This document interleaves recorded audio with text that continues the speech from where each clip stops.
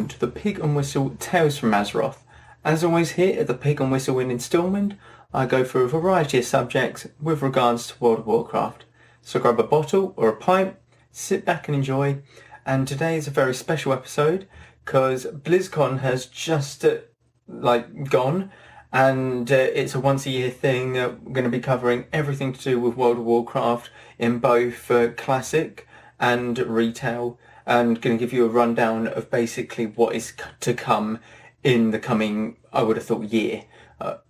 They haven't given any dates, spoiler alert there, but yeah, let's get straight into it. So basically there's two parts to the podcast. You have TBC announcement and you have Shadowlands patch 9.1. So we're going to be going over TBC first, as that is what they covered first, I believe, on all of the channels and stuff. So basically TBC was announced. We kind of knew that already. We always had the suspicion that it was going to be announced. It's sort of, where will Classic go on from here? The only logical explanation was the Burning Crusade Classic. Now, they're going to do a 5-phase for Burning Crusade Classic, as they did for Classic WoW itself. Instead, it's going to be 5 phases instead of 6. So, the 5 phases of TBC are, in Phase 1, we'll have the start of the Arena Season 1, the original 8 dungeons, along with Karazhan, Gruul's Lair, Magtheridon's Lair raids. These are very standard. They were all sort of introduced at the very start. There is one that also was available from the start of TBC, but we'll get to that in a moment. Phase 2, we'll move into Serpent Shrine Cavern and Tempest Keep. So 2 new raids are opened up to the player base. Tempest Keep being the raid where it has Kel'Thas and the Ashes of Alar. Serpent Shrine Cavern is the one where you kill Lady Vash at the end, and both are very good raids in their own right. Now, Phase 3 is the start of Arena Season 2, and along with that comes for the Battle of Mount Hyjal, which is the raid that was available from the start, but because of the amount of content that's already in Phase 1, they would want to push it back. Plus, it was it basically matches the time with everything else as well, with the arena seasons, and you've got multiple raids to go through already with Karazhan, Gruul's Lair and Magtheridon's Lair, so they don't necessarily want to throw everything into Phase 1, and then by the time Phase 3 rolls about, you're kind of done. It's kind of not what you want. So you've got Battle for Mount Hyjal, and Black Temple also comes out in Phase 3. Black Temple being the iconic raid where Illidan Stormrage is the final boss, and you take him down, try and get them Warglaives of Azeroth that he's holding. Yeah, basically nobody could get to Mount Hyjal anyway from the content that's released in Phase 1. No one could have gotten to Mount Hyjal because of prerequisite quests, I believe. That is why they've also put this in Phase 3. Phase 4 will begin Arena Season 3. So straight after Phase 3 and this second season, you go straight into the third season with Phase 4. And also the release of Zolaman, which is the other raid. Nothing too special there, really. Nice and simple. Everything's thrown out. All the raids are pretty much there and there. Done, and the arena seasons are coming to a close. Phase 5, the final phase, you get Island of Quel'Danas, you get Magister's Terrace Dungeon, and the Sunwell raid, the final raid of TBC, where you fight the big bad boy called Kil'jaeden, and you've got the special boss called Muru, who is a Void Naru. That's a fun fight, by the way. Just want to let you all know. That's a fun fight that you all want to check out at some point in TBC Classic. And with that, you get the final season of Arena Season 4 to sink your teeth into. So nothing too special, a nice phase schedule at the moment. They said that they'll be looking to move the Arena seasons about, possibly. There might be a little bit of chopping and changing here and there. They're not quite set on this this phase schedule yet. But for the most part, this is what it will be. The arena seasons are the only things that will move, if anything does. So a few questions that were asked on the Q&A about it was will they open sort of fresh Classic servers? So for those who want to remain in Classic and not progress onto TBC. So they're not planning on releasing any more servers at the start of the TBC launch, but they'll look at numbers and see about if they need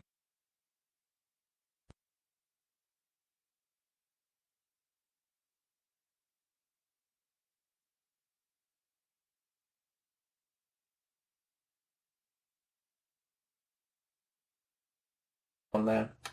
Nice and easy. Will layering be thrown into TBC launch?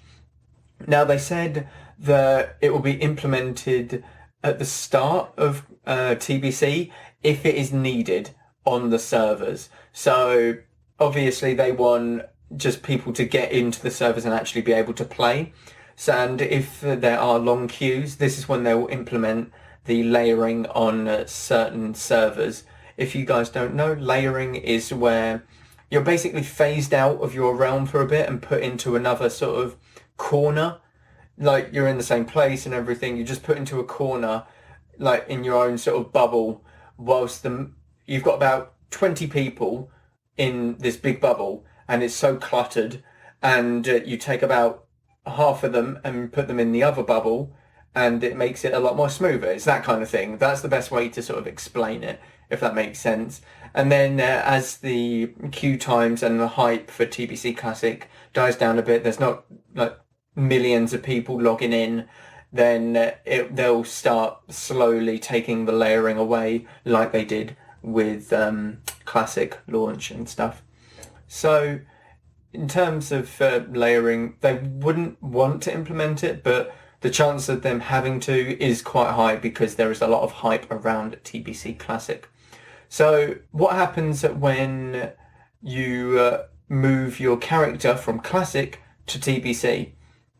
They were also asked. So with the servers, when patch day comes out, they basically take a snapshot of your character. And when you next log on, you choose the character and it will give you, or you pick the character, and each character will have their own individual choice, which is to progress into the Burning Crusade Classic or stay in Classic. If you choose to carry on into the Burning Crusade, then nothing new changes pretty much. You just carry on. You just basically have updated the patch and you just log in, walk through the Dark Portal, and you're in Hellfire Peninsula. But if you choose to stay in Classic, your character will look as though it is inactive, and all you have to do is something like you have to download a Classic client to basically support that your character is staying in Classic and not moving on to TBC. It's sort of like a block almost on the TBC patch. It's like, no, this is where your character is ending. Stop. You can't go any further. So you keep your name, obviously. You'll always keep your name. Hold up, I've lost my train of thought, sorry. And yeah, you basically download the Classic. You obviously keep your name, and everything else will be going forward. So there's something that you can do which you can clone your character. Now the cloning is a paid service, okay? So the paid service, no idea how much it will be, but you basically pay for it. You get a copy of your character, gold, bank, gear, bags, like what's in your bags, absolutely everything down to the minute detail, and they just copy and paste it. Literally they Control V, Control C, and it's kind of that way. So they basically, you can keep one in Classic and you can keep one in TBC. If you want to progress your Classic one, etc., you can do. But at the moment, you're going to keep your character's name if you do clone. But that's from what we know so far. They might look into it depending on how popular the server is, etc. And they might not allow you to reserve the name. They might get you to change the name after you've cloned it. But again, they would like for you to have that character name in TBC and the classic realm that you've obviously cloned it from. So class tuning within TBC Classic.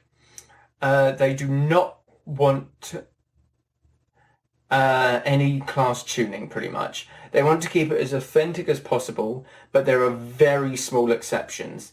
So in actual TBC, Paladins were both for the Horde and Alliance with the introduction of Blood Elves, and Shamans were both for Horde and Alliance with the introduction of Draenei.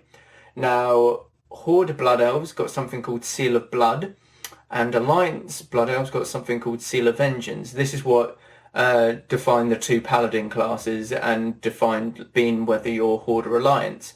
Now, one of these seals was a lot more, was just better, marginally better than the other. And this was the Horde side one called Seal of Blood. And every Alliance player was kind of envious of it. But what they're doing is, because they don't want to see loads of Alliance Paladins flocking over to the Horde side because they just have one better seal, they have basically made the decision to give both of the seals to both Paladins. So Seal of Blood will be on the Alliance side when you hit max level, and Seal of Vengeance will be given to the Horde at max level. That's just a very small exception that they're changing. There can be a few more of these, but from what we know, they're not going to do anything drastic with it. They have also mentioned about the possibility of respawns, like mob respawns, material respawns, like herbs and stuff, that they did within Classic with the Black Lotus and everything. They just upped the rate of the Black Lotus spawn and reduced its like cooldown time from when it spawns. So they can like sort of tamper with that a little bit, but they don't want to go overboard and just completely make it a different experience to what it was back in 2007, I believe. Yeah. Now, with TBC, you're also going to get some quality of life changes, which came with the Burning Crusade. So we're going into the last patch of TBC, which is 2.4. And what 2.4 had, like, along with all of the previous patches, was mounts will be available from level 30 instead of 40 now. They will also cost 100 gold, as always. I think epic mounts cost 100 gold, actually. So keep an eye out for that. Not spending as much gold on your little, you know, oh my god, your mount. I couldn't speak there. I just lost my words completely.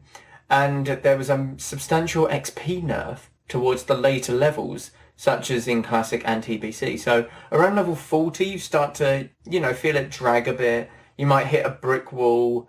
You might, like, certainly when you get to the level 50 stages, you're thinking, oh my god, this has taken a while to, you know, level up.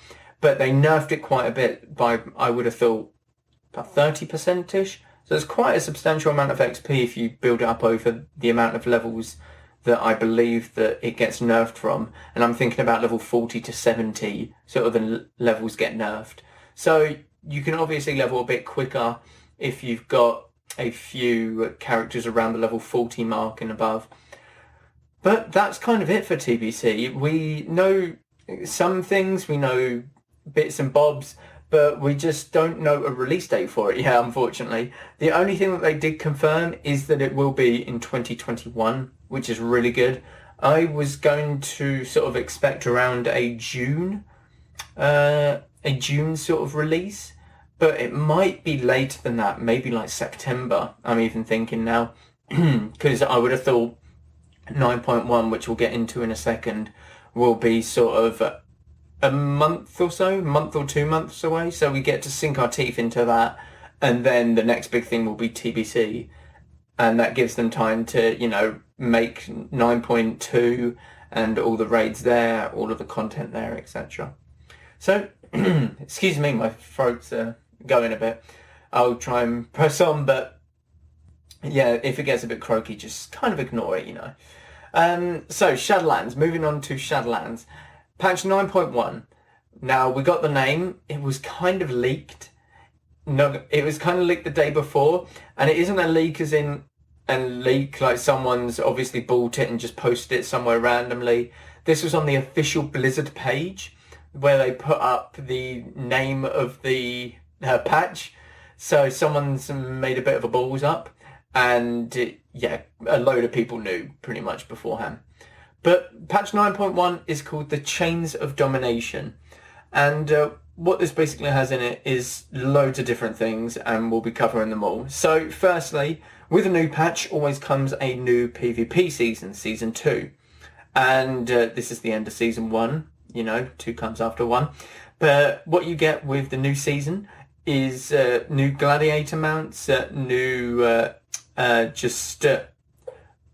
vicious, vicious mounts as well. You know, the spider that you could get in Season 1, the PvP spider, where you have to fill up a bar to 100% above a certain rating within your arenas. A new mount will be obtainable for that. It is a gorm. It is an armoured gorm, which is really cool. A gorm being a giant sort of bug-like thing. Think of it like a giant worm almost. Like a fat, wide, giant worm.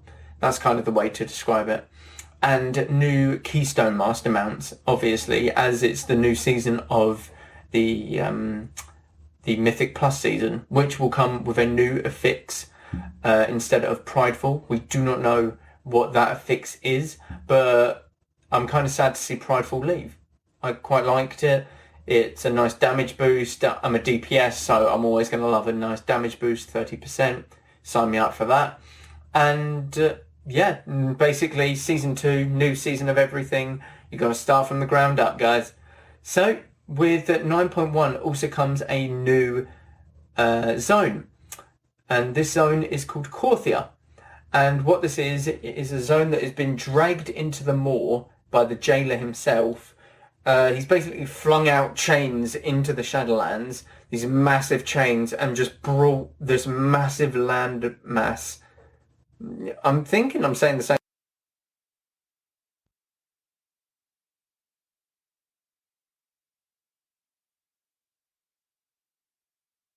Now, what he's doing with it, no one knows what he's doing with it. We presume that it will be for a key. We don't really know, to be honest. We weren't given much information about it. But there are special rewards within Korthia, and these include a spectral steed that we know of, which kind of looks like Arthas's mount, you know, invincible, but just a bit slimmer, armoured up and stuff. And you have a severed hand mount.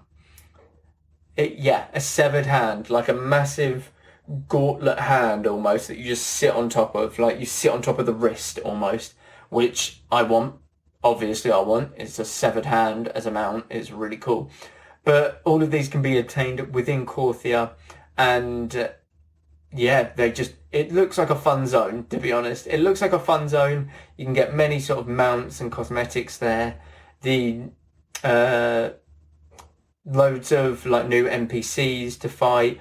I'm pretty sure there's loads of secrets on it as well, like a secret mount, I'm sure.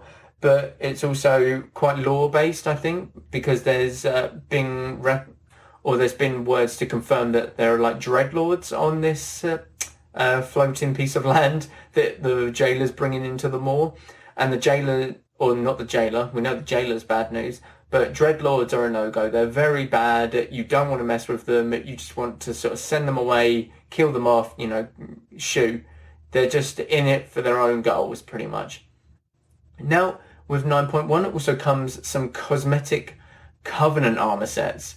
Now, these armor sets, there are 5 in total, but these armor sets will be usable by all armor types, and they are only Covenant specific.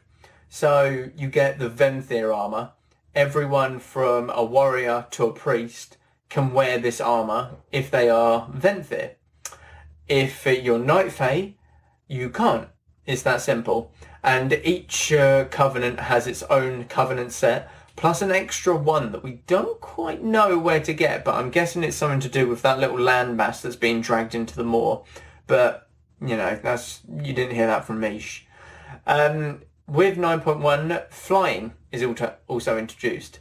Now, flying in the past has always been either 6.2 patch, a 7.2 patch, 8.2 patch, and I would have thought it was a 9.2 patch as well. But with flying, they're not doing the normal two-part achievement. They're just doing one achievement and it's locked behind your renown. So your renown that you've been building up since the start of Shadowlands, it's basically to say how well you've been with the Covenant, how sort of buddy-buddy you've been getting with them. And once you hit a certain renown, I'm sure they'll just unlock it and give you the achievement. And obviously this achievement is account-wide, so once you've got it on your main, you'll have it for all of your alts to make it really alt-friendly and stuff. But along with this, come Covenant-specific amounts. Now, these are great. So you've got the Night Fae one is like this. I want to say it's like a serpent dragon, kind of like a Chinese New Year like dragon, if you think about it that way, mixed with like a sort of, I don't know, wolf fox thing. Looks cool. I want it. Yeah, just give me it now. You've got Venfir have some sort of like two-handed gargoyle. That's kind of it. Maldraxxus have a bee or something, just like a giant bee mount. And the Kyrian, I'm not actually too sure what they got. I believe it's... Honestly, I can't remember. I believe it's something like a Lavalarian, but hey, I saw that Night Fae mount and I was just hooked on it already. That's the only one I can think about at the moment. So no one knows how you quite get these. I would have thought you get them with your flying, like with the achievement when you unlock it. It's that, or you have to buy them with Anima. And Anima is probably the one that sounds the more realistic. But, I mean, only time will tell. We'll get a lot more information. I'm sure Wowhead, who data mine this sort of stuff, will find out before the patch is released, and you can go over and check them out. Now, with the 9.1, or just, we'll take a step back actually. Before 9.1, and before Shadowlands even, there was a survey. And this survey said, what mount would you like to see in the game?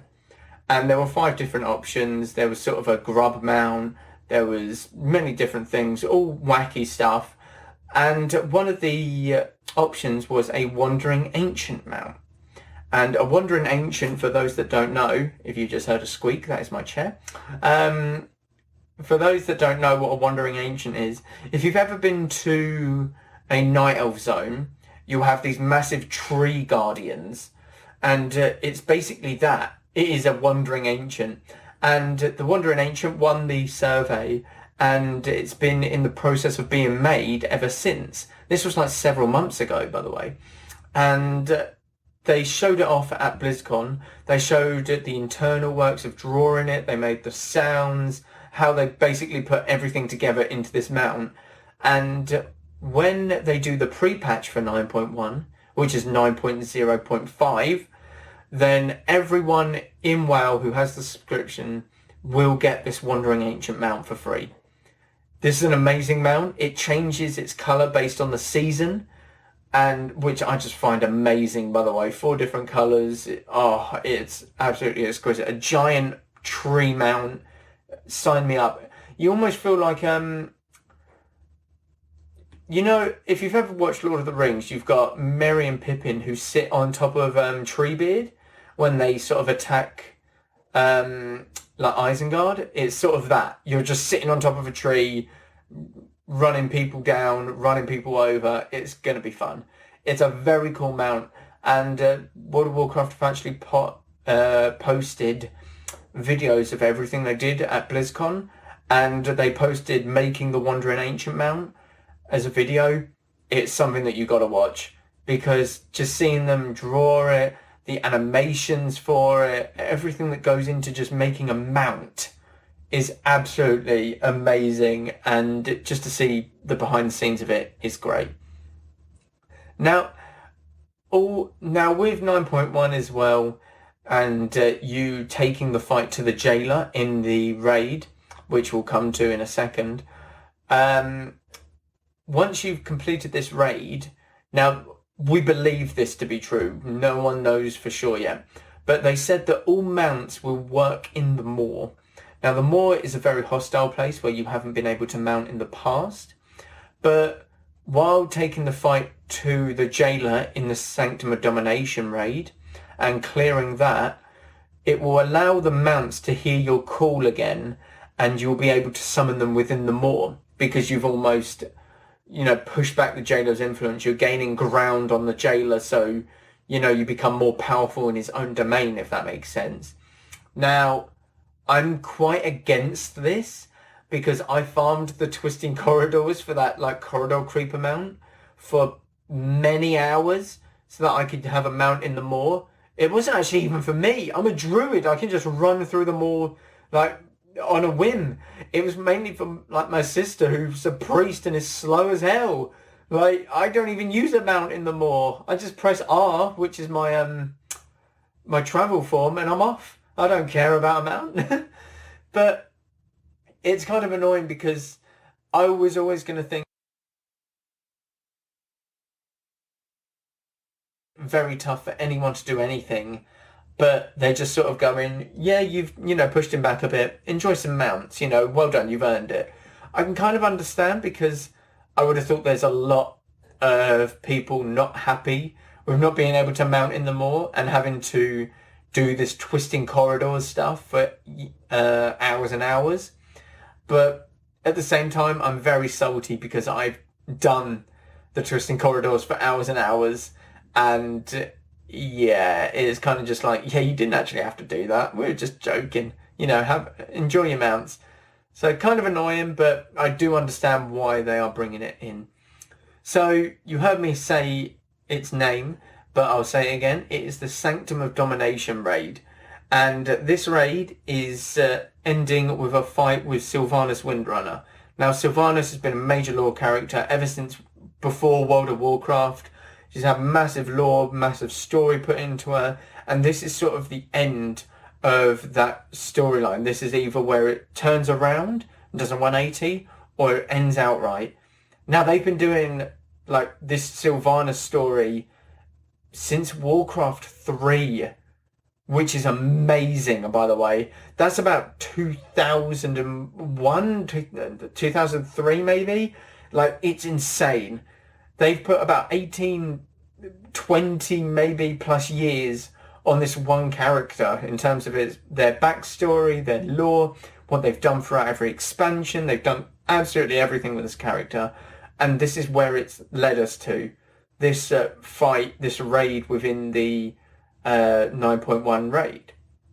Now, there are other bosses that were hinted at within the raid. We know that the Terragru is a boss within the raid, and the Terragru is the one that pursues you in Torghast if you fail too many times. And with killing him in 9.1, you aren't hunted by him within Torghast. They're taking away the death penalty in Torghast, and they're going to replace it with something else. We don't know what that something is, but it'll be good fun to see what it is.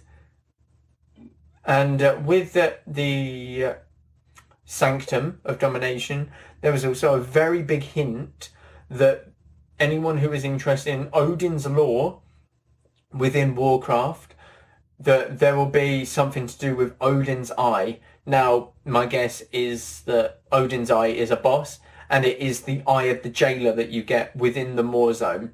That is the eye that, sees that you're doing stuff in there, and basically says to the jailer, get them out of the moor. They've done too much. Yeah, kill them off. So it's a very lore-heavy raid, to be honest, with Sylvanas in there. Odin's Eye is also something I'm very curious to see, because we've had little hints of it with Muzala in the other side dungeon, etc. So it'll be good to see. And of course, it wouldn't be a patch without a mega dungeon. So we've got an 8-boss broker mega dungeon, by the way. The brokers are the ones with no face. They sort of have a flame for a head almost. They have this wacky mask in front and then just a flame behind it. So the mega dungeon is a broker dungeon, and it is set in a broker market. And it has a heist at the end of the dungeon where you're chasing someone, something, for an artifact of Azeroth. Now, Mega Dungeon, 8 bosses, set in a market, seems kind of like a Prince of Persia thing to me. Seems like that kind of gimmick. That's what they kind of want to base it off of, like a little marketplace, you know, that's where they go and trade, that's where they find exotic goods and stuff. Very cool that they've got the little heist at the end of it as well. Makes it very enjoyable, makes it fast-paced possibly. That's what I'm kind of looking for. So could it be very fun to get into. And finally, we had a cinematic with the Chains of Domination patch, which references like Anduin, Arthas references, it has Uther in it, it's got many things, but I want to make it like an own podcast on that. That is why I'm not going to go into great detail with it here, because it deserves its own podcast, that cinematic. It was absolutely amazing, and I'd recommend watching it if you haven't already. And one final thing about the patch, or just WoW in general, there is a charity that is being brought up within it. It is called Doctors Without Borders, and with this charity you get a couple of battle pets. Now these battle pets are named Bananas and Daisy the Sloth. So Bananas is given free to every player within World of Warcraft if they reach their first goal for the charity, and Daisy the Sloth is given to every player if they reach the stretch goal, is what they call it, to all the players. And Bananas is originally a TBC trading card DLC, which you could only get back in like 2007-ish. And Daisy the Sloth is a completely new battle pet, and this sloth hangs on the back of you. Literally, it's a backpack, pretty much. So very cool battle pets to have behind this good like charity event that Blizzard are putting on. But that's kind of everything wrapped in a nutshell with BlizzCon. You had loads of TBC info to go off of, and Shadowlands like 9.1 looks amazing. So many things to get hyped about. The cinematic, again, I wouldn't do it justice here just by talking about it like so briefly. So I'm going to be going over it in its own sort of podcast. Possibly might look to do that as a Patreon podcast in the near future. So if you do want to hear about it, definitely check out the Patreon and, hop on, see what you like. Maybe you just help out the channel that a little bit more. It's all appreciated as always. But the Patreon does have loads more podcasts on it for Patreon members only. So please do check it out. Now, thank you again all for listening. Please go check out the Pick and Whistle social medias, Twitter and Facebook. All of this can be found, as you just heard, my voice is going a bit. So all of these social medias can be found at the Pig and Whistle website, which is www.pigandwhistletales.com. Thank you all very much for listening as always. Go with that, valor friend. Goodbye all.